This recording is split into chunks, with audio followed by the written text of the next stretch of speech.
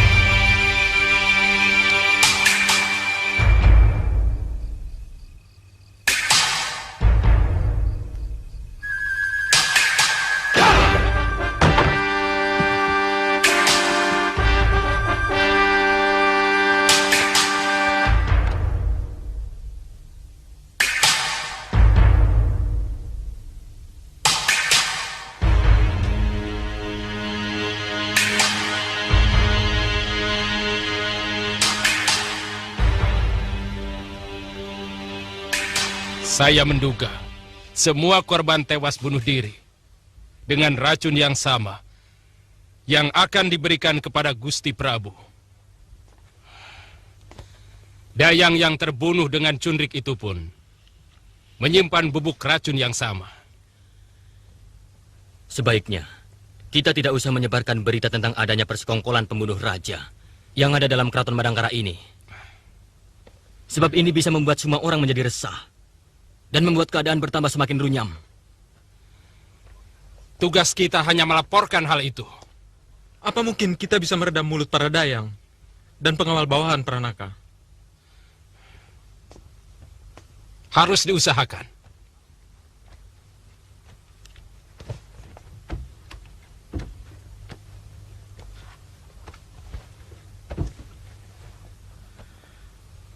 Hamba akan mengatasinya, Gusti Senopati.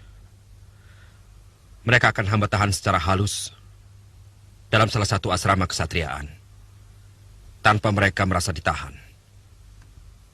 Lalu, mengenai para dayang itu, akan hamba sumpah untuk bungkam. Biasanya, wanita-wanita tua sangat takut kepada Dewata kalau berani melanggar sumpahnya, Gusti. Ya, itu bagus. Aku yakin itu mudah diatasi. Masalah yang lebih penting, dari mana kita mulai melakukan penyelidikan untuk membongkar komplotan ini? Kita harus tahu dulu latar belakang Tumenggung Rasta. Sebab, untuk sementara dia menjadi kunci dalam peristiwa ini. Ya, setahu saya, dia anggota setia dari pasukan Madangkara. Semenjak pasukan Paman Aragani dan Paman Kalamenda berada di Bojong Setu. Dia anak Wasrap, telik sandi kita, yang menyamar sebagai pemilik warung di Madangkara pada zaman itu. Kalau saja Durgalapati masih hidup, kita tidak perlu repot mencarinya. Pasti dia yang melakukannya. Dialah ahli racun yang sangat kondang di kawasan barat. Hampir setara dengan Luh Karpo dari Kahuripan. Sedang jenis racun yang digunakan sama dengan milik Durgalapati. Maaf Gusti Panglima. Hamba yakin pelaku utamanya adalah orang yang sama yang meracuni sungai. Bisa jadi. Kalau begitu, secepatnya kita susun tenaga telik sandi untuk menanggulangi kejadian ini. Kau sanggup melaksanakannya, Pranaka? Kalau Gusti semua menugaskan, hamba sanggup Gusti. Bagus.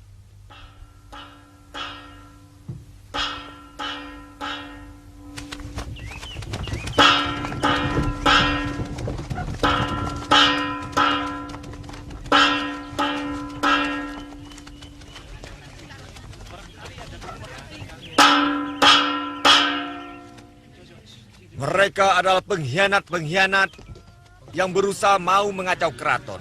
Kenapa dia jadi pengkhianat? Pengkhianat-pengkhianat yang patut mendapatkan kebinasaannya sendiri. Ini adalah sebagai contoh bahwa untuk maksud jahat seperti itu akan mendapatkan ganjaran yang setimpal dari Bayangkari Raja. Semoga menjadi perhatian bagi kita semua untuk mendapatkan kedamaian di negeri kita sendiri.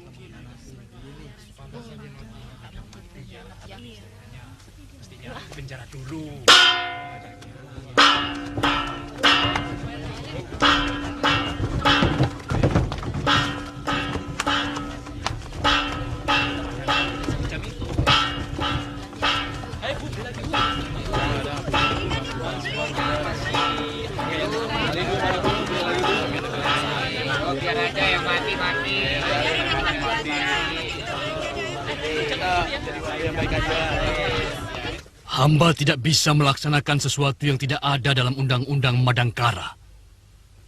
Tapi kalau Gusti ingin menutup sanggar tari itu, silahkan. Itu wewenang Gusti. Karena hanya raja yang bisa berbuat tidak melalui undang-undang.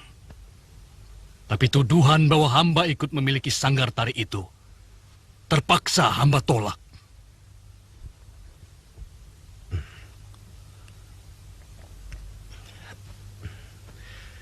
Berita itu dari Ranggalela, pengelola sanggar itu sendiri. Dan dia mengatakan bahwa pemilik sanggar itu adalah paman.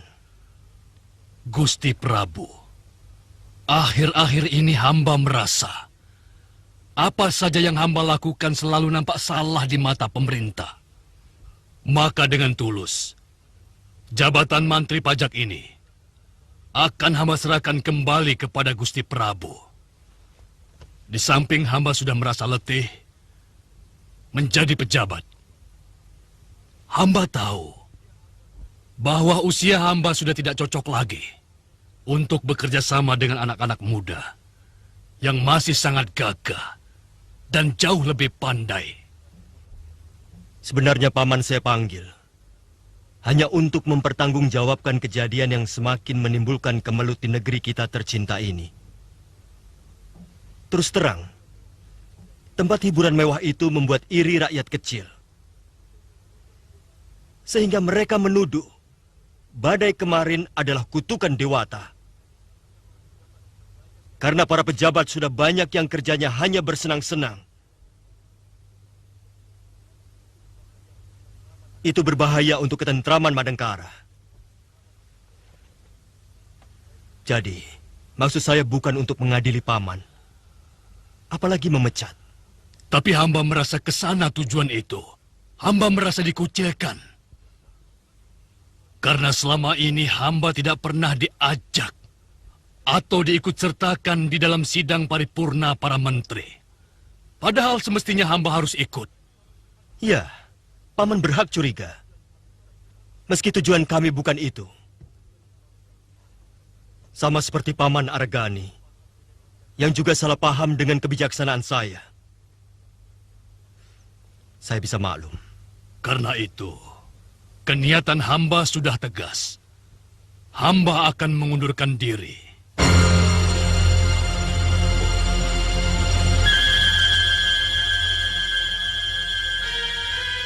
Juga Arya Wikalpa. Sebaiknya Paman Ranggatal tidak usah membawa-bawa paman saya. Nanda Kamasuta, bukan cuma saya yang kecewa. Banyak sekali pejabat. Pejabat tua yang ikut merasa terluka. Mereka merasa dikucilkan dari pemerintahan. Sementara mereka merasa mempunyai andil yang sangat besar sewaktu merebut negeri ini dari tangan penjajah Kuntala. Aku berhak tersinggung dan menentukan sikap, Kamasuta. Terus terang, Nanda Prabu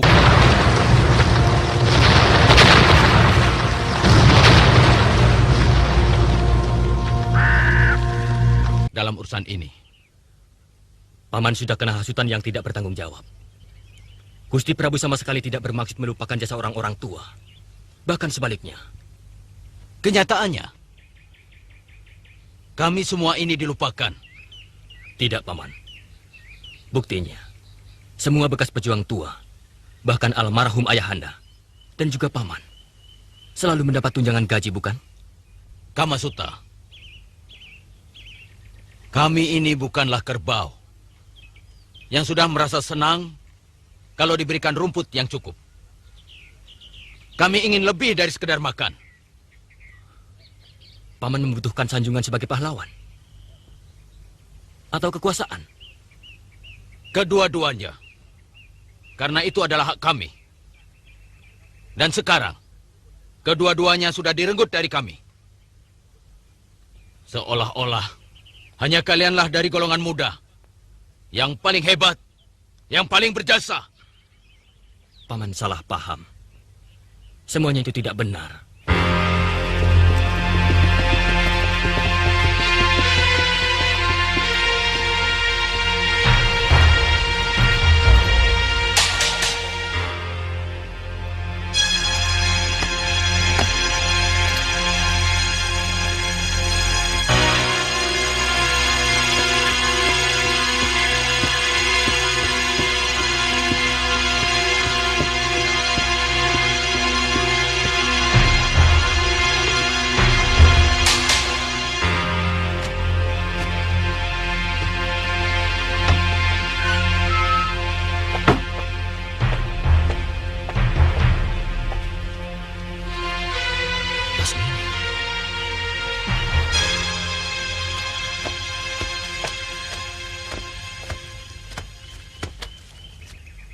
Paman Arya Wikalpa ada?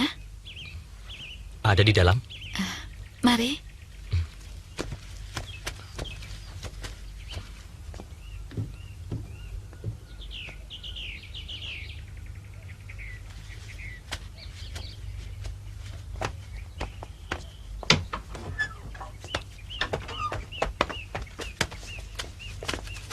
Semua tewas. Dan Rasta terpaksa harus dibunuh. Karena dayang yang kita susupkan tertangkap basah. Sayang, padahal kami cukup lama mempersiapkan Rasta. Dia memang keturunan Telik Sandi. Bapaknya pernah menjadi Telik Sandi Aragani.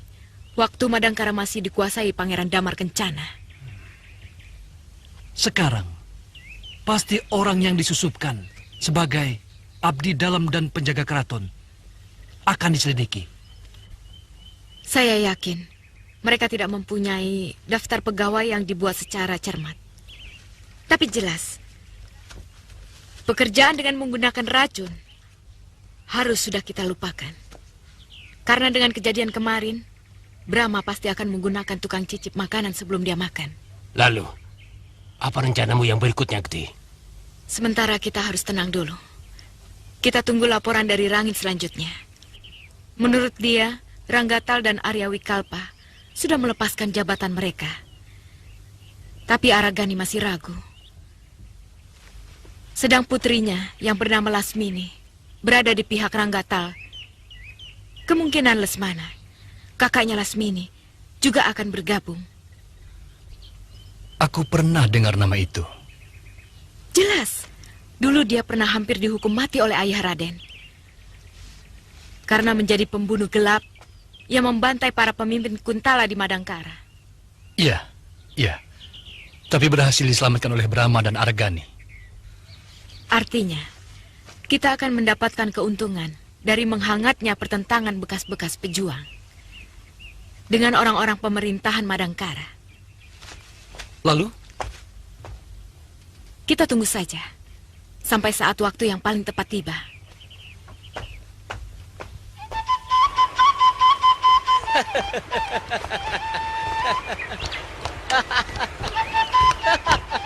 Guru, saya dapat kijang lagi. Terima kasih, Guru. Hanya ada 2 orang yang ahli dalam soal racun di tanah Pasundan ini. Yang pertama adalah Durgalapati. Yang satunya, adik seperguruannya yang masih sepupu. Dia bernama Ki Busur.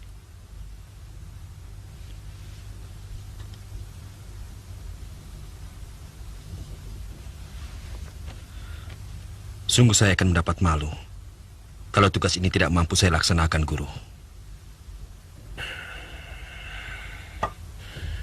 Tapi aku tidak tahu di mana sepupu Durgalapati itu berada.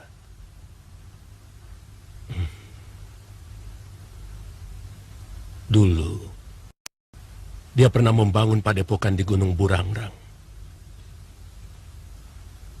Entah sekarang, dia juga seorang yang ilmunya memuja Guryang dan Banaspati. Pasti dia orangnya, Guru. Dia juga yang menyuruh para Guryang untuk mengobrak-abrik Madangkara. Guru, saya dapat kijang lagi. Adi Pranaka, kamu pulang. Kakang. Pranaka. Adi. Adi, seperti biasa akan aku gendong. Jangan, Kakang. Bagaimana pengabdianmu? Kamu sudah naik pangkat? Sudah. Atas bantuan Kakang menangkap Guryang tempo hari. Wah, kalau begitu akan kutangkapkan lagi Guryang-Guryang yang lain. Aku tahu sarang mereka di Gunung Burangrang. Bukan begitu, Kakang Abilawa. Guryang yang Kakang tangkap tempo hari adalah Guryang yang berani mengacau Madangkara. Oh, saya kira kalau bisa menangkap Guryang langsung naik pangkat. Pranaka, kamu belum melanjutkan ceritamu. Kamu bilang orang itu juga yang menyuruh Guryang untuk mengacau Madangkara. Benar, Guru. Dalam semedi saya, orang itu dengan anak buahnya menabur racun di Sungai Citiis.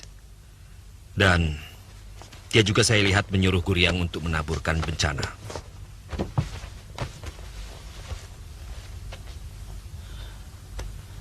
Orangnya kecil?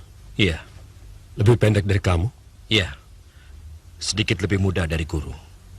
Matanya tajam dan agak licik. Pasti dia. Siapa dia, Guru? Saya siap menerima perintah. Apa? Nyamber saja kamu.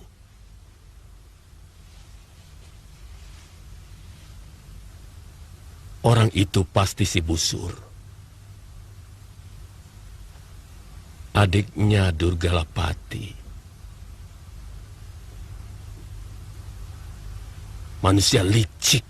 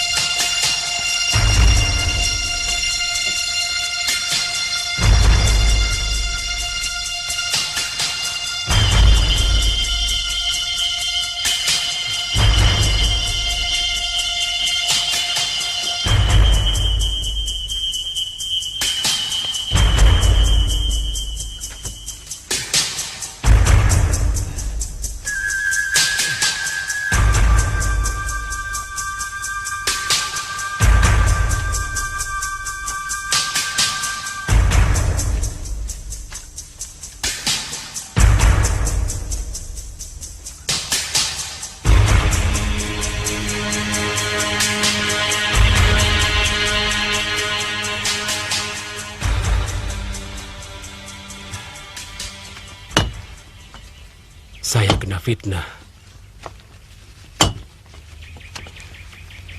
Oleh bekal sakri saya dituduh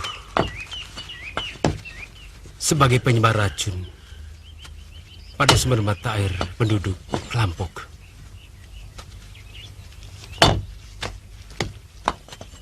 Sehingga orang-orang desa itu mengamuk, mengeroyok, dan melemparkan saya ke jurang. Padahal Kisanak tidak melakukan. Saya curiga Sakri sendiri yang melakukannya. Mungkin dia tidak suka melihat saya diseneng oleh penduduk. Lalu dia memfitnah saya dengan cara seperti itu.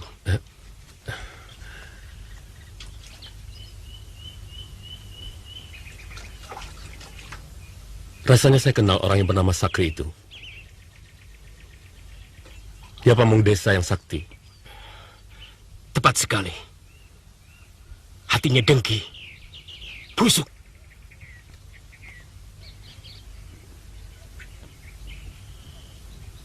Saya agak kurang percaya pada omongan Busur. Karena setahu saya, bekal Sakri itu orang baik. Tapi cerita si Busur begitu meyakinkan.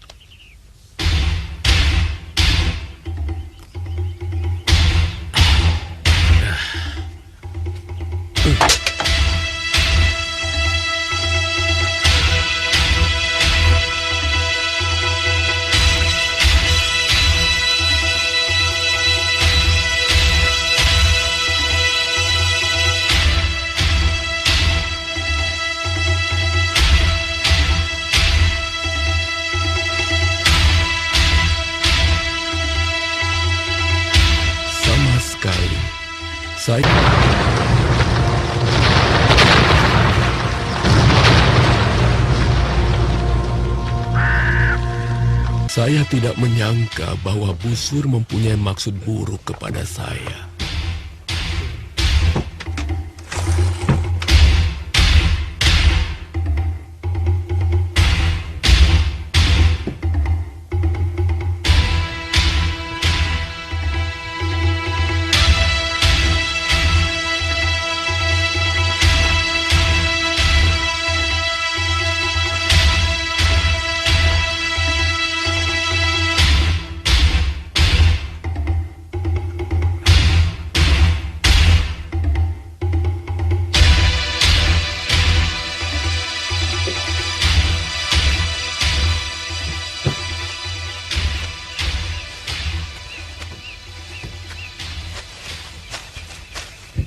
Kisanak, istirahat dulu.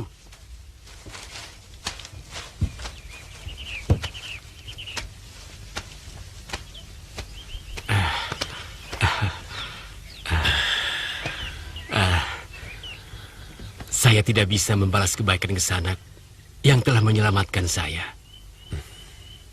Kalau boleh, saya ingin mengabdi pada Kisanak sambil berguru. Saya ingin bisa mengobati orang lain seperti Kisanak. Saya ingin bisa menolong orang lain. Saya tidak memiliki ilmu apa-apa.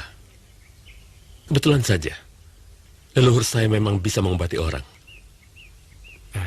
Kalau begitu, biarlah saya menjadi abdi di rumah ini. Kisanak, dunia ini sangat luas untuk kamu jajaki. Di sini kamu akan mandek. Hanya setitik kecil ilmu yang bisa kamu dapat.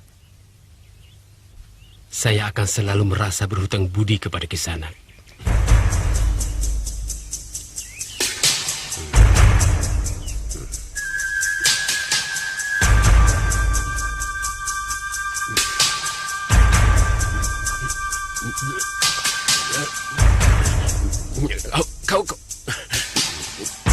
Kau terlalu...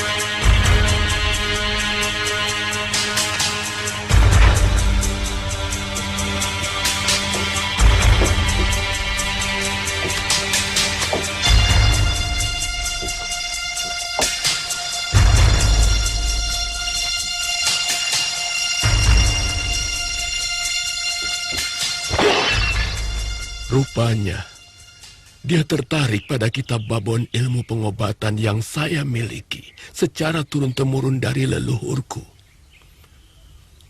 Untung aku diselamatkan oleh bekal Sakri dan Ki Astagina.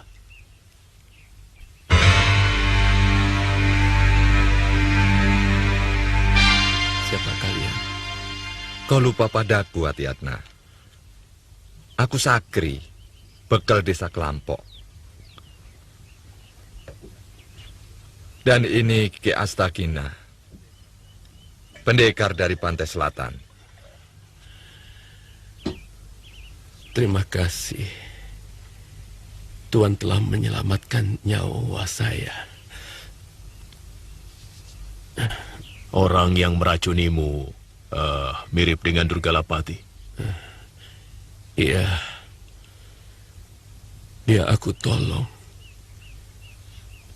Karena sepertinya dia membutuhkan pertolongan. Manusia itu tidak pernah kenal budi. Dia telah membunuh anakku karena memberitahu tempat persembunyiannya pada Ki Astagina. Dia kepergok mau mencuri kitab pusakaku. Untung ketahuan. Kemudian dia melarikan diri. Di desaku, dia mengaku dikejar-kejar perampok. Kemudian kami menolongnya. Semua penduduk sangat baik terhadapnya. Sampai pembunuhan itu terjadi. Rakyat sangat marah. Mereka mengeroyok.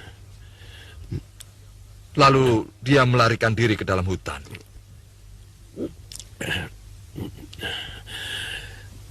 Terima kasih, Sakri. Aku dengar dia memperdalam ilmu racunnya di kaki Gunung Burangrang. Kita ke sana sekarang. Saya tangkapkan bajingan itu. Untuk Adi.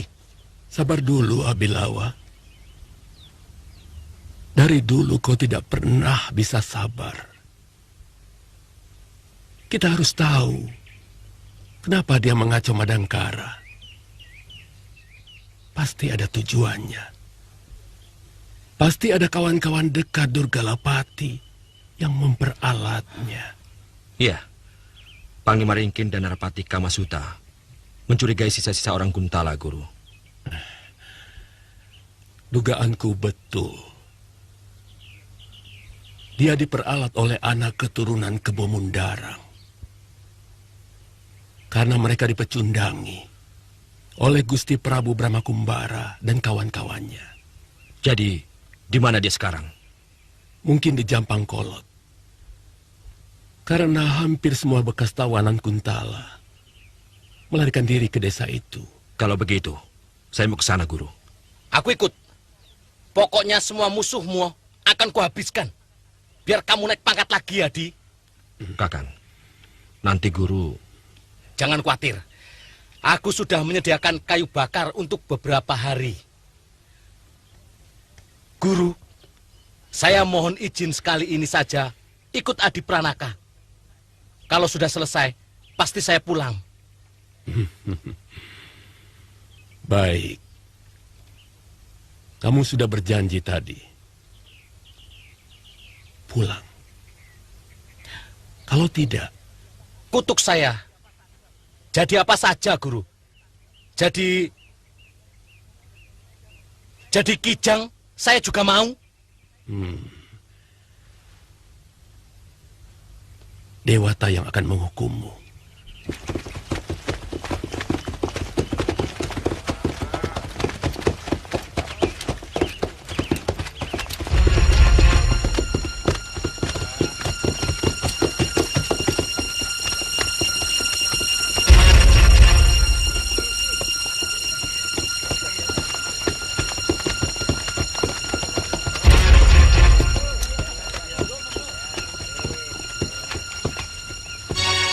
kenal perempuan itu? Kalau kenal tidak, tapi Kakang tahu.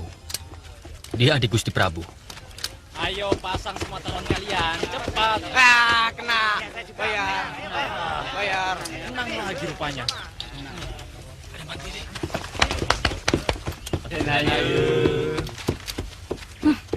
Sombongnya dia. Hampir menyentuh langit. Mentang-mentang kakaknya seorang raja.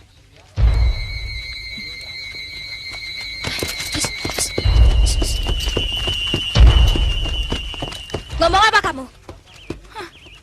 Kok berasa? Saya sedang bicara sama kakak saya. Jangan bersilat lidah. Kakang Prabu tidak mengizinkan kamu tinggal lagi di Madangkara. Saya tidak berurusan dengan kakak kamu. Saya tinggal bersama ayah saya sendiri. Dan beliau seorang patih di kerajaan ini. Siapapun akan diusir dari Madangkara kalau dia memusuhi raja. Kebetulan, saya tidak memusuhi raja. Bahkan sejak lama saya sangat mencintainya. Sejak dia menjadi kakak Lasmini. seperguruan saya. Diam, perempuan bina. Hiat! Hai! Hiat! Hiat! Hai! Hiat! Hiat! Hiat! Hai! Hai! Hai! Hiat! Hiat! Hai! Hai!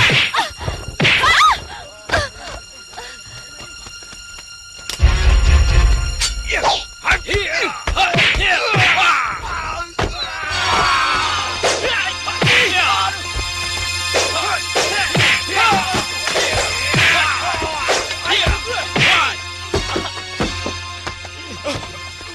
Hentikan!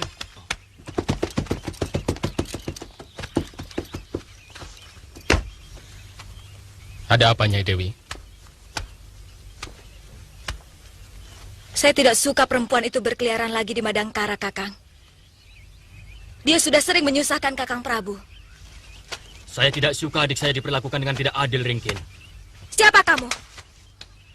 Kau pun akan kutuntut karena berani melawan tentara kerajaan. Bahkan kenal pada saya pun kau tidak. Dia adik kandung saya. Dan saya juga merasa memiliki negeri ini. Karena jauh sebelum orang-orang Madangkara merebut negeri ini dari tangan Kuntala, saya dan adik saya sudah lebih dulu berjuang merebut negeri ini dari tangan mereka. Dan saat itu, kamu pun masih asik dan bangga sebagai putri bangsawan Kuntala. Kami meninggalkan negeri ini karena keinginan kami sendiri. Bukan karena diusir oleh Gusti Prabu. Dan kami pulang karena kami memiliki rumah, orang tua, dan leluhur di sini. Kecuali kalau ayah kami pun sudah disingkirkan dari keraton.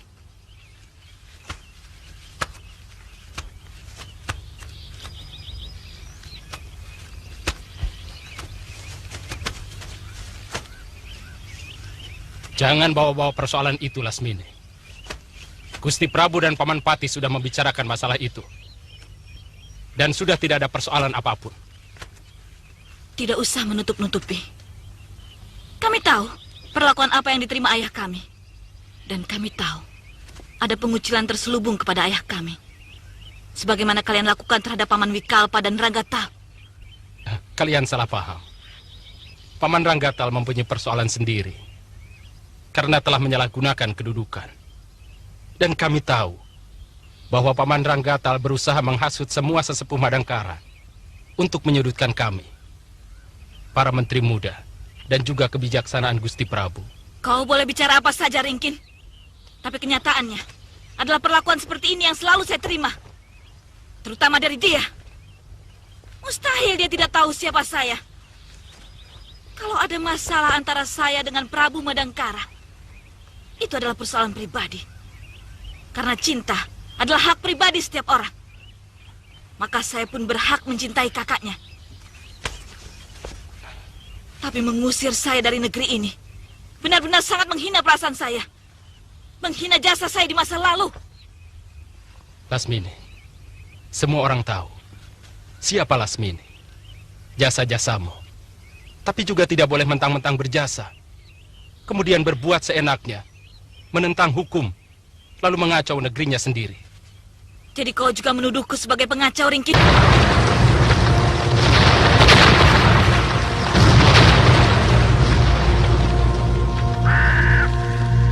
Ulahmu selama ini sering menyusahkan Gusti Prabu. Lantas, kau juga mengusir saya dari negeri ini? Siapapun yang mengacau Madangkara akan kuusir. Ini wewenangku. Saya bisa mengerti akan sikapmu, Ringkin. Walaupun tidak bisa kami pungkiri, itu semua sangat menyakitkan. Ayo, Lasmini. Sayurnya mas, jagungnya mas. Masih muda-muda. Berapa ini, Yu? 3 kepeng. Kalau saya beli berikan, harganya jadi berapa, Yu? 4 kepeng setengah. Mau beli berapa buah, Mbak? 3 buah. Maaf, Bi. Apakah ini desa Jabang Kolot? Benar, Den. Aden mau mencari siapa? Kami akan mencari yang sepupu kami, yang bernama Ki Busur. Setahu saya, di sini tidak ada orang yang bernama seperti itu. Tapi kami mendapat berita, dia tinggal di sini. Kalian jual di sini, Adi, Sebentar ya, Bi. Iya. mereka mana tahu orang seperti Ki Busur.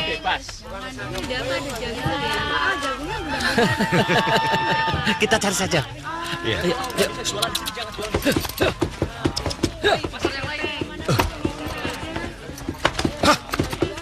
Dia menanyakan Ki Busur. Salah seorang dari mereka, prajurit Madangkara.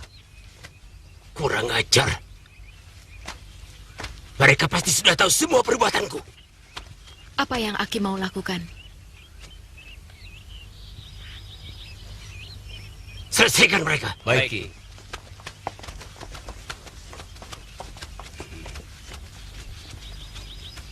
Ayo semuanya cepat.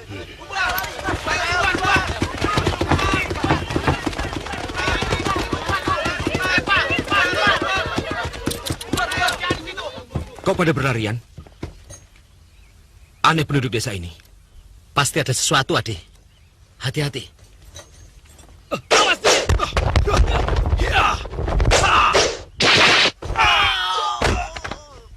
Kurang ajar. Murid-muridku dipermainkan dengan gampang.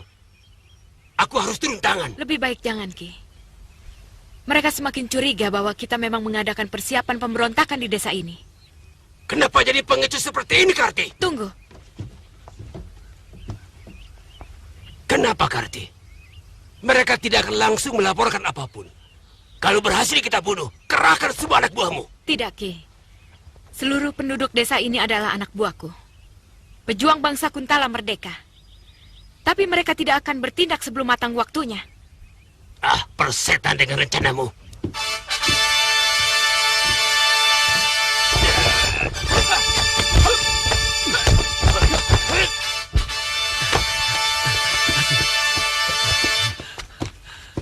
Kebetulan, kaulah yang sedang kucari, Busur.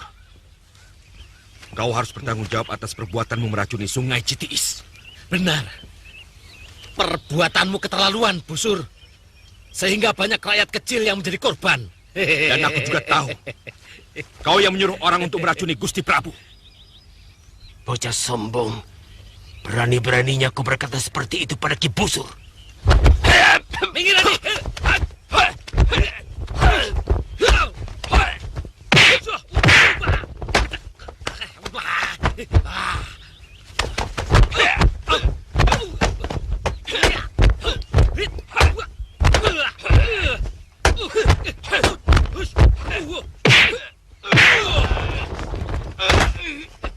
Kita harus membantu Ki Busur, Karti. Jangan. Lebih baik tidak usah kita tampilkan jati diri kita kepada orang Madangkara. Bagaimana kalau Ki Busur tewas? Ki Busur cuma bagian kecil dari alat perjuangan kita. Untuk menyelamatkan yang kecil, jangan sampai urusan yang besar jadi berantakan. Lebih baik kita tinggalkan desa ini secepatnya.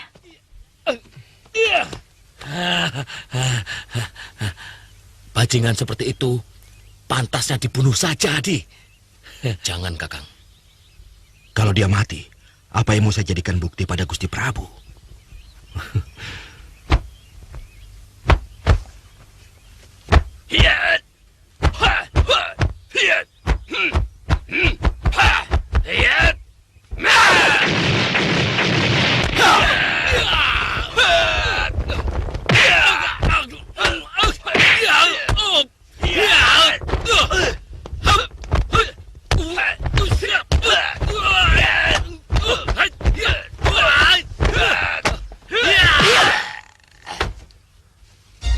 Celaka.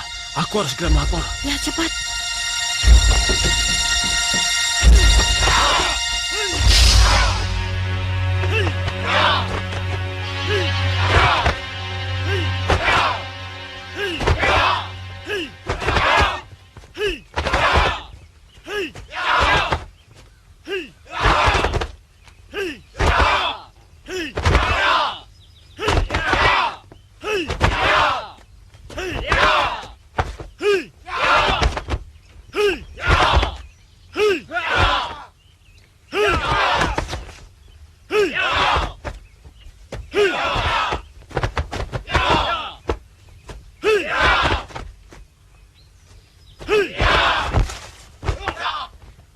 Jampang Kolot sudah tidak mungkin lagi kita pertahankan sebagai daerah persembunyian kita.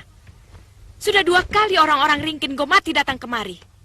Yang pertama, Telik Sandi yang berhasil kita bunuh. Dan yang terakhir, 2 orang prajurit yang sedang dihadapi oleh Ki Busur.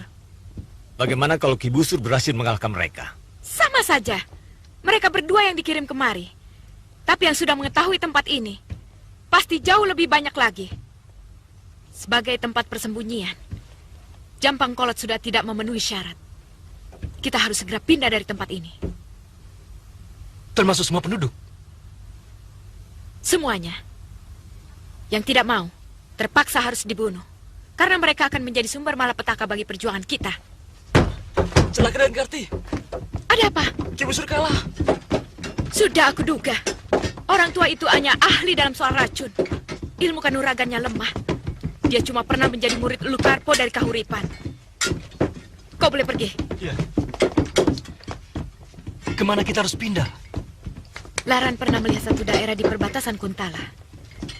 Antara Pajajaran dan Madangkara. Aku sudah pernah meninjau. Cukup tersembunyi. Cuma terlampau jauh dari kota raja. Bila sewaktu-waktu dibutuhkan gerak cepat menyerang Madangkara. Bagaimana kalau sementara di sini? Kita perluas lingkungan asrama ini menjadi sebuah desa. Sebab, ujung hutan sebelah barat sudah sangat dekat dengan kota Raja Madangkara. Saya setuju. Malam ini juga, semua orang kita yang tinggal dekat dengan kota raja, suruh pindah kemari. Dan bakar seluruh desa yang ada di sekitarnya untuk menghilangkan jejak. Semuanya siap! Semuanya siap! Ayo, senjata!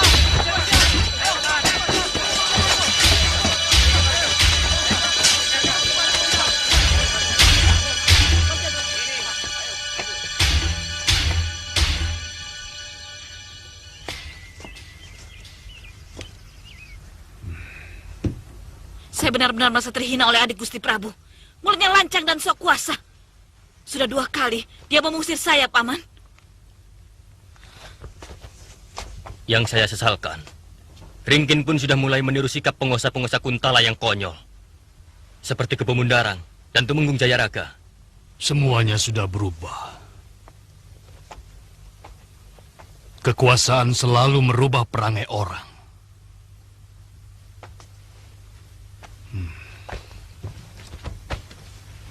Oleh karena itu, sekarang kita harus menentukan sikap.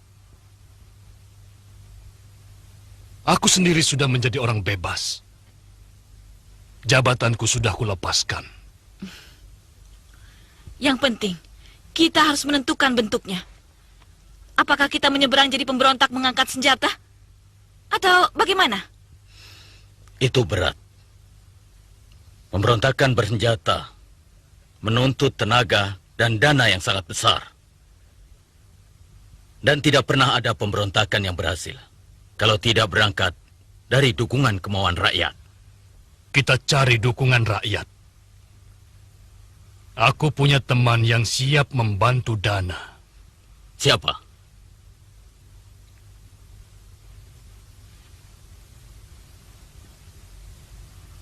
Jawad dan Ranggalela. Maafkan hamba Ayanda. Senop Indra Kumala dan Narapati Kamasuta sudah mencurigai bahwa Jawad dan Ranggalela adalah orang Kuntala.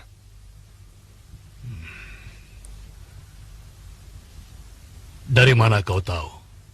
Hamba mendengar sendiri dari Gusti Narapati waktu mengadakan rapat para Panewu. Mereka sedang menunggu waktu. Kalau ada gerakan yang mencurigakan dari kedua orang itu, akan diringkus. Apa urusannya? Kuntala atau Madangkara? Dalam sebuah perjuangan, kita bisa pinjam tenaga lawan untuk menang. Sesudah itu, kita habiskan mereka. Tidak. Untuk kerjasama dengan orang-orang Kuntala, aku tidak setuju. Mereka lebih licik dari serigala. Aku tidak setuju.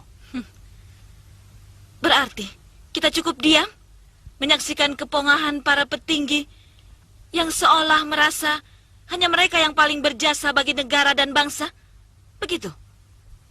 Sementara cara lain memang belum terlihat.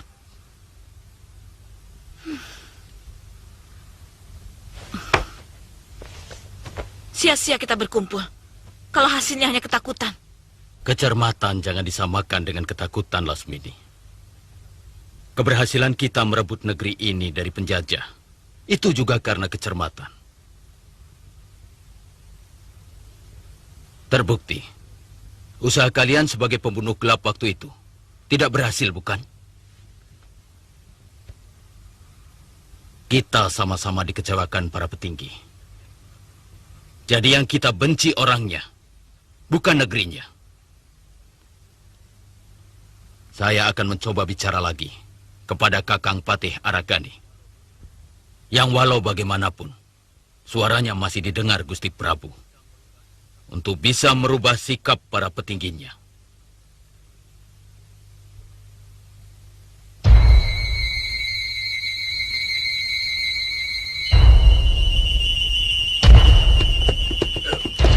Kakang.